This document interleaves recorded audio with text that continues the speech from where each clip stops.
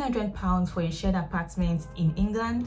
Yes, you heard me right. Hi guys, my name is Fumi Beatrice and welcome back to my channel.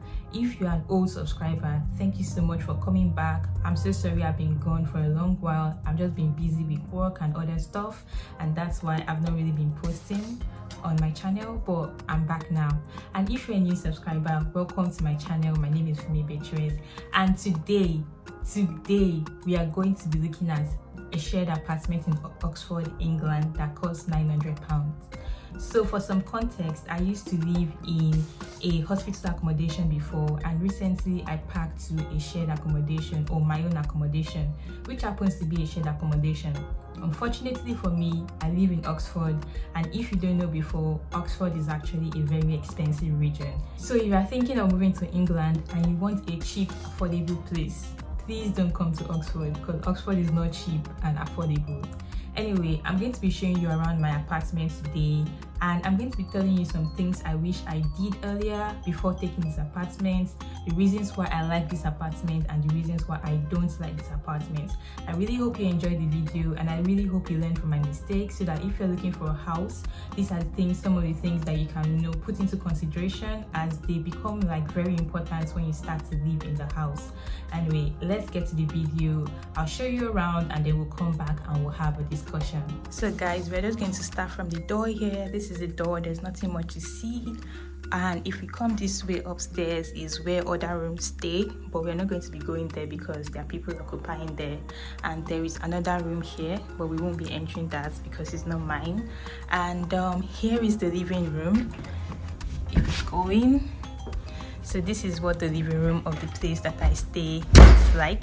Sorry for that sound. The landlord didn't do much, honestly. There is the dining table, and then there is like sofas that you can sit down on, and that's it. And some of the tenants in the house bring their bicycles in, just because there's a lot of bicycle theft that goes on here in Oxford. So it's just safer if your bicycle is in the house, and you don't have to worry that if you park it outside, someone might take it. So we'll go to the kitchen and I'll show you the kitchen.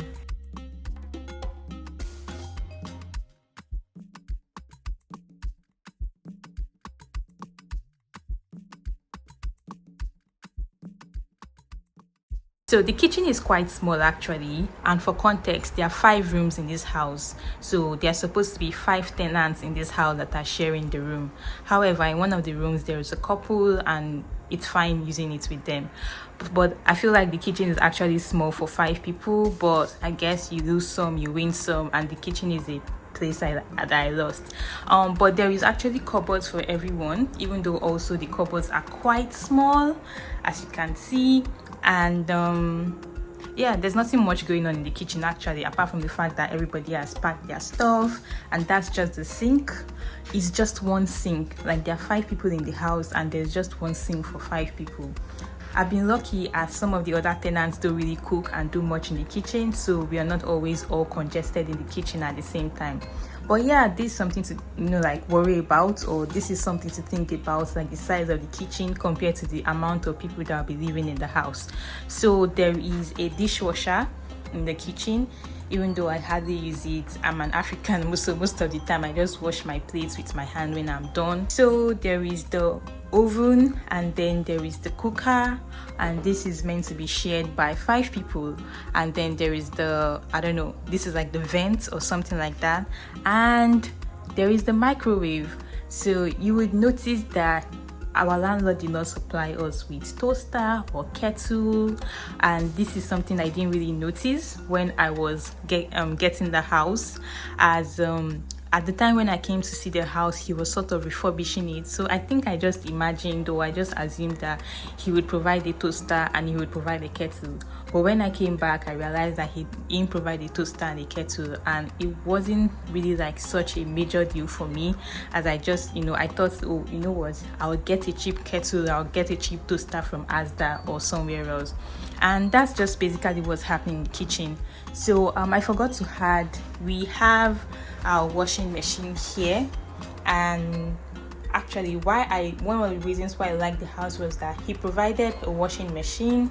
And also, if we come here, he provided a dryer along with it, because I really wanted a house that had a washing machine and a dryer. I didn't want to have to rely on air drying in this winter to dry my clothes. So in the house we have 2 fridges, which is actually good because there are 5 of us, and it wouldn't make sense if the landlord only provided 1 fridge and 5 people have to share 1 fridge. Like, that would be like limited space. So there are 2 fridges in the house. There is a 3rd fridge actually, and this belongs to one of the other tenants. They bought it when they moved into the house, and that's for them. So only 4 of us have to share these 2 fridges. And there is nothing much in the house, nothing much else going on in the house. We're going to my room shortly, but there's something I want to show you guys. So when I came to check out the house, I didn't notice this, but I'll show you one of the reasons why I don't like the house. So this is the kitchen area, right? This is the kitchen area, and if we come here, this is the living room area. You will notice that in the living room area there is no window, right? But that's fine, because I assumed when I came to look at the house that these things here were windows. And if you look here in the kitchen area, there is a small window up there. However, when I packed in, I realized that this is not a window. This is just something that is used to obstruct this place. And also, if we open these up, give me a second.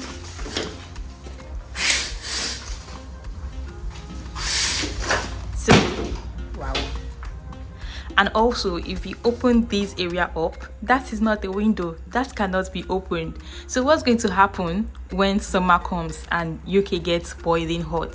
That means if you are in the kitchen area, if you are cooking, or if you just want to come out and chill in the living room, you would be toast, like you would be burning hot. Even now that it's getting to spring, or we are in the springtime, when I'm in the kitchen and cooking, sometimes I have to open the door so that air can be able to flow in, plus on in the vent. So that's something to take note. Like, open like everywhere, don't just assume things are there. And this is something I would have to complain to the landlord about. He should come and put in windows, because there is not enough airflow into the living room area and into the kitchen area. So yeah, that's that. So let's go into my room.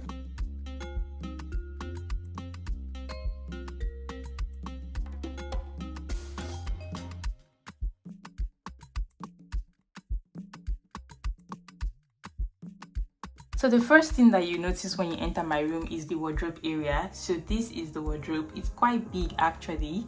So I'm just trying to cover the whole area for you so that I can show you how big it is.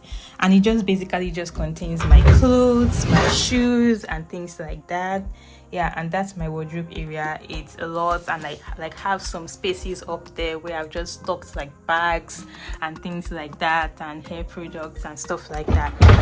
So it's quite big. It has 2 sliding doors, and yeah, just I've also put like some of my boxes in there, and then just more stuff up there and more stuff up there. So that's one thing I'll give to the house, that the wardrobe area actually makes sense. So this is one of the reasons why I actually like the house, because it has like a big wardrobe area. Actually a couple can stay in my room and they would feel very comfortable because it has space. So there's a big wardrobe area over there. I have the mirror on the wall. I actually bought that mirror from Amazon. If you're interested in the link, I can put it down in the comment section.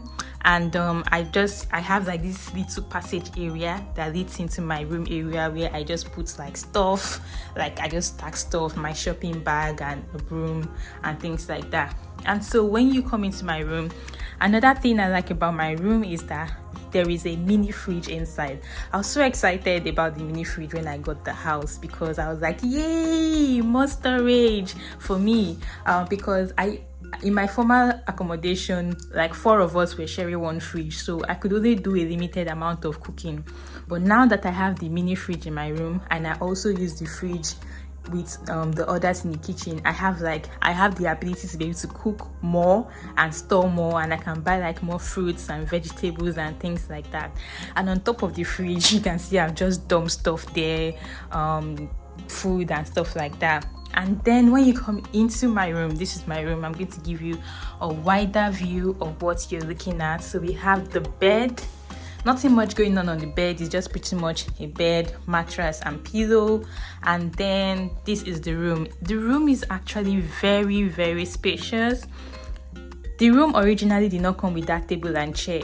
I was just fortunate that I saw that table outside on the street and I picked it up and brought it into my house, and I've been using it ever since. So yeah, and the chair I picked up from the dining room, and hey, voila, I have my table and chair. But the room is actually big.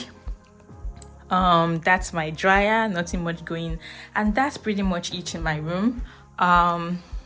Yeah, that's a trash can, and then I'll show you the toilet. This is my toilet. Also, the toilet area is quite big. We have a mini storage area here where I used to store like some stuff, and then we have the sink area. Basically, you know, it's just a sink and just some other things, and we have the toilet itself, and then I have the shower here. It's actually a pretty big toilet, and actually this room could be good for like a couple. And this is my toilet and this is my room. One thing I don't like about this toilet, you see this shower head, I don't like it. The shower pressure is trash, but I don't have a choice, so I'm just doing it like that. But yeah, that's what I have to deal with, and that's it. Another thing I don't like about this house is the fact that it is near the roadside. So I am basically by the roadside. I mean, I'm showing you all the cars that pass.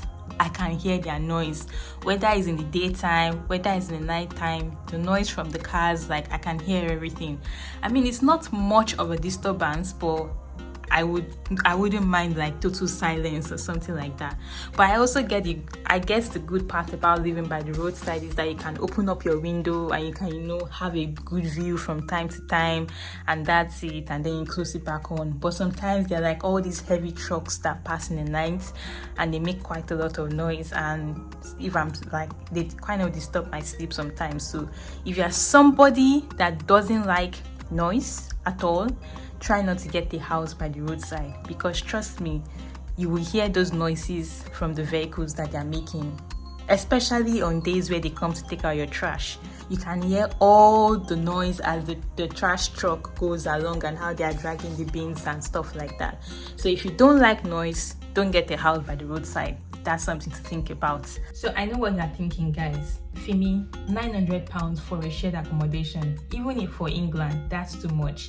But factor in the fact that Oxford is actually one of the expensive areas in England. Unfortunately for now, this is where I work and this is where I have to live for a while till I decide that okay, it's time and I have to move out. And this place is actually close to my place of work, so I don't have to take a bus to work. I can easily wake up in the morning. It's about 20 minutes walk or so to my place of work, and that works fine for me. I'm able to do a little bit of exercise going to and fro from work. And I really wanted an in-suite apartment and I got it, even though yeah, maybe £900 is a bit too much, but this place is also very big. It has space. Like I said, I think a couple can stay in this place conveniently and they'll be fine. So it's big. I wanted my space. I wanted an in-suite apartment. I got it, and I like the fact that I have like a mini fridge in my room. I like the fact that there are also 2 fridges out there that if I need more space to store stuff like food, I can always store it there. And I like the fact that, you know, there's a double bed, so if I want to have a friend, I can host them. I don't have to be worrying about, oh, where we sleep, or, you know, we share one tiny single bed and stuff like that. So those are the things I like about the house. Now to the things I don't like about the house. So this is I'm shooting this video currently in April, and I packed into this house in January, and you guys will not believe that since January there has been no Wi-Fi in my house. The Wi-Fi is supposed to be one of the things I'm paying for along with the £900, and I'm paying my rent as I should every month. I have not defaulted in any way, but for some reason my landlord can't seem to fix the Wi-Fi in the house. He keeps giving some excuse or the other, whether the excuses are genuine or not, but it's beginning to affect me and it's beginning to get to me, because imagine staying in a house where there's no Wi-Fi. Like, I'm just buying data and data and data, like unnecessary data that I don't need. and again, my phone is beginning to get hot because if I'm at home and I want to use my laptop, I have to put on the data on my phone and then put on my hotspot so that I can use my laptop, and my phone is not really happy with the fact that I'm putting on hotspot for a long while. In fact, some of the guys that we moved in together, when I moved into this house, they've packed out because they can't do without Wi-Fi. One of the former guys used to work from home, and he's like, how is he supposed to survive if he's working from home and there's no Wi-Fi in the house that he's staying? And honestly, I think I will soon pack out also, because Wi-Fi is like a deal breaker for me. Why am I in a house where there's no Wi-Fi? So guys, that's something to consider. If you are looking for a house, when you get to the house, tell them, please, can I on the Wi-Fi? Let me see the Wi-Fi that you guys are using.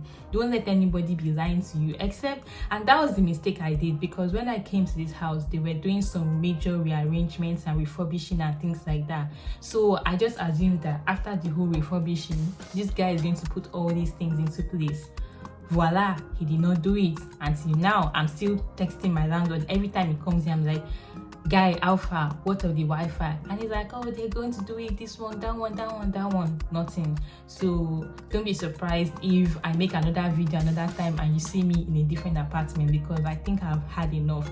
The house is fine, quite all right, but there's no Wi-Fi in the house, and that's a deal breaker for me. So like I said earlier when I was making a video, when I showed you the kitchen area, there is no kettle, there is no toaster, and there's no window in the living room and kitchen area.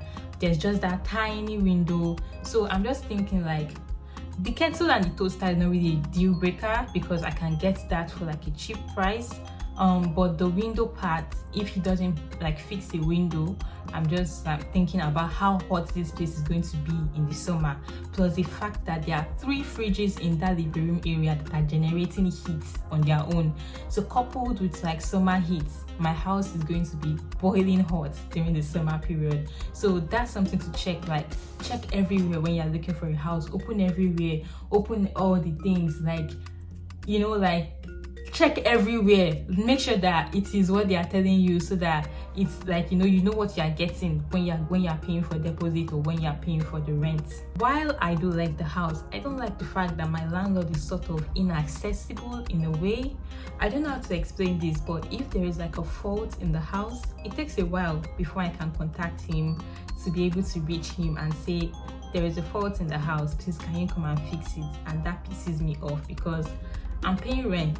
The minimum you can do is, pick my calls when I call you, and even if you cannot come and fix what is wrong, just tell me like, oh,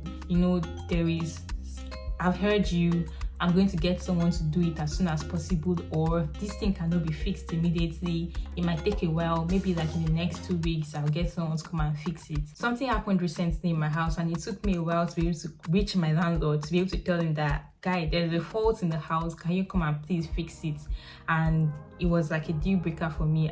I don't know whether it's just my landlord or it's like everywhere. Like, the only time they are really receptive to you is during that time where they know that rent is due and they know that, oh, you're about to pay their rent. Anytime you pick their call, they'll pick it immediately. But as soon as they pay rent like this, till the next cycle or till the next month where you pay rent again before they'll pick your call.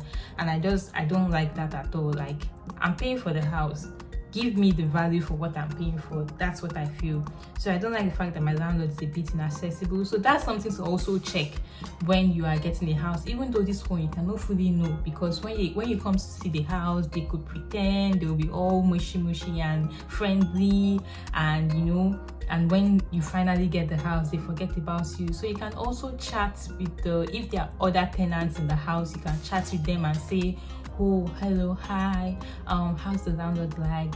Or how is the agency? If it's an agency you are renting from, are they very receptive? Did they pick their calls? If there's a fault in the house, did they come to repair it? How accessible are they when there's something wrong in the house? So that's something you might need to find out about, because I feel as if I'm paying dearly for that right now. So I mentioned the other time the thing about my house is by the roadside, so all the cars that are passing, all the trucks, if someone is by this, like if somebody is like here right now and they're talking and they're just chatting, I would hear everything they are saying. So it's not really a deal breaker because it's still a bit quiet.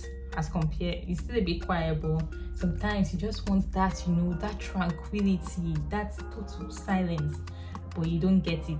If you are someone that likes total tranquility, don't get the house by the roadside, because people will make noise and disturb you.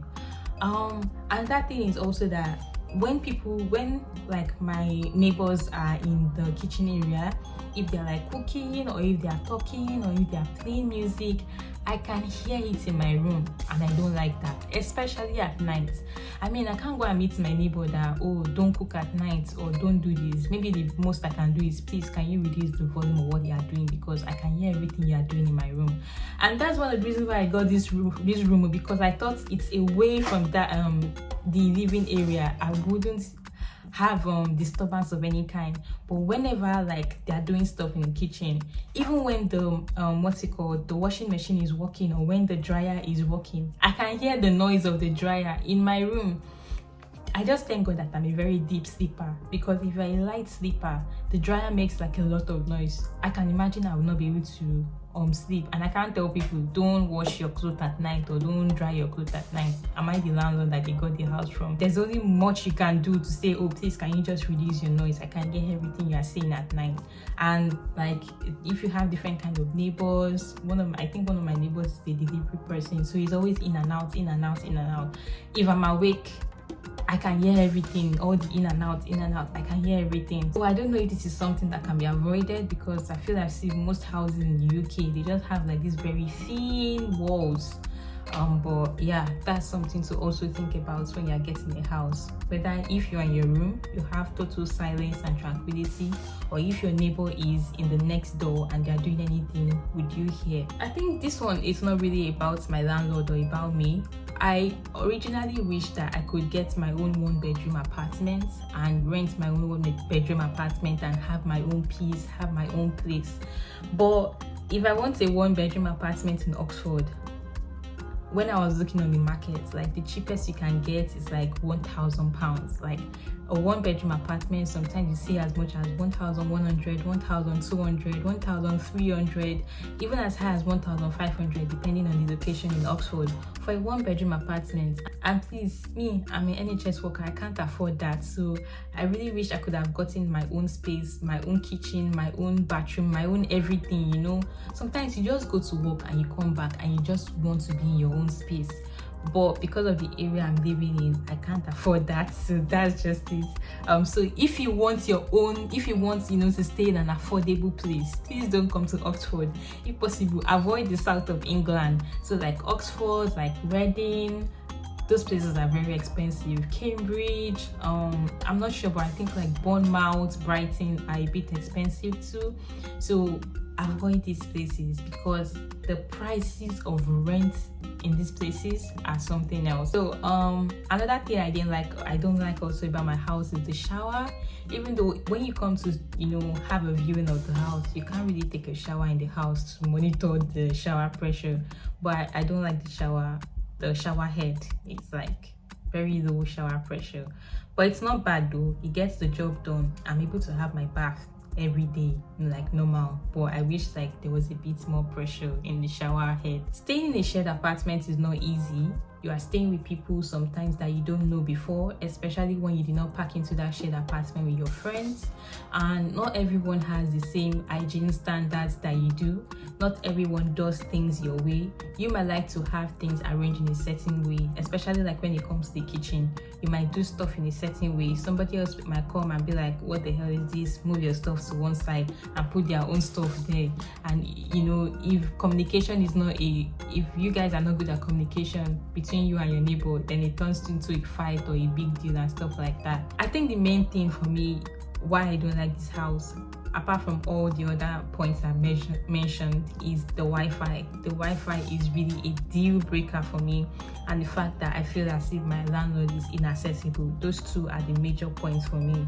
And because of the Wi-Fi, I feel like he's not able to maintain tenants in the house. So the tenants I moved in with have moved out. A new set of tenants are here, and they're already complaining about the Wi-Fi, and I can imagine that some of them also want to move out again. So it's hard to sort of build a relationship with them. And so things like, you know, trying to figure out who will throw the trash can, or trying to do like a roster for who will throw the trash out for the you know, the council to come and pick. Well, while you are still trying to form like a timetable, before you know, this one has moved out and that person has come in, you have to now start getting to know that person and be like, oh, this is how we do things, so this is how we do that. So the Wi-Fi is a deal breaker for me. I'm really mentioning that Wi-Fi because it's stressing me out, seriously. But yeah, when you are looking for a house, there are so many things to think about. You want to think about, like, is it close to your place of work? Or if it's not close to your place of work, can you get somewhere farther? And then if you have like a car, can you drive instead? So yeah guys, that's it. This is my house. This is the £900 shared apartment. Tell me, is it worth it? Do you think like I am paying a bit too much for it? I do feel as if I'm paying a bit too much for it, because I know how much people in the north are paying for their fine big houses. Like, they're not even paying as much like as we are paying here down south. So tell me, like, do you think it's worth it? Are you thinking of moving to the south anytime soon, or Oxford? At least this gives you an idea of how much you'll be paying in rent. Honestly, you can get like shared accommodations of like 800 if you are very lucky. This is very rare. Like, you might be able to get like 775 or so, but those kind of houses get like, they go up very fast. And sometimes when you even see like houses of like 750 and suits, shared accommodation, if you check, you realize that it's a living landlord. Honestly, I feel like the rent prices in Oxford is almost the same thing as the rent prices in London. The only difference is that people in London are getting that high cost allowance added to their salary, and we that stay in Oxford and Reading, we don't get high cost allowance. So it's like I'm earning like a basic NHS salary and I'm expected to pay this like big amounts for rent. If you stay in Oxfordshire, if you stay in places like this, the option for you, if you really like it, is that it's either you move to other towns outside of the main Oxford city, so towns like Abingdon, Kidlington, Catterton, Bicester. I've heard Bicester is a nice place, and then you get the car that allows you to be able to drive into the city for work, or you move somewhere else where the rent is cheaper, because those prices in Oxford don't look like they're coming down anytime, any day, any year, whatever. So that's it. I hope you enjoyed the video. If you have any questions, do leave it in the comment section and I'll be there to reply. So thank you.